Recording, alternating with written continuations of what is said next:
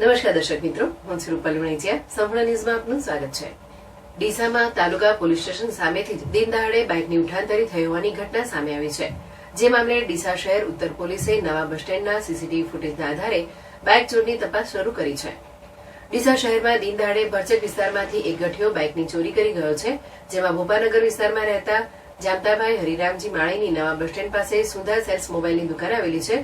જેઓ રાબેતા મુજબ પોતાની દુકાને પહોંચી દુકાનની દિવાલની બાજુમાં બાઇક પાર્ક કરી મોબાઈલની દુકાન પર વેપાર કરે છે. જે દરમિયાન તેઓ પોતાની દુકાનની બાજુમાં બાઇક પાર્ક કરી મોબાઈલની દુકાનમાં બેઠા હતા. તે દરમિયાન કોઈ અજાણ્યો યુવક આવી તેમના બાઇકની ઉઠાંતરી કરી રફુચક્કર થઈ ગયો હતો. મોડી સાંજે જ્યારે તેઓ ઘરે જવા નીકળ્યા ત્યારે પાર્ક કરેલી જગ્યાએ બાઇક દેખાયું ન હતું. જેથી તેમણે તરત જ પોલીસને જાણ કરી નવા બસ સ્ટેન્ડમાં લગાવેલા સીસીટીવી ફૂટેજ ચકાસ્યા હતા. જોકે બસ સ્ટેન્ડમાં દેખરેખના અભાવે સીસીટીવી કેમેરાની ગુણવત્તા સારી ન હોવાના કારણે બાઇક ચોરી કરનાર યુવકનો સ્પષ્ટ ચહેરો જોઈ શકાયો નથી. બનાવને પગલે ડીસા શહેર ઉત્તર પોલીસે જામતારામ માળીની ફરિયાદના આધારે બાઇક ચોરીની તપાસ શરૂ કરી છે.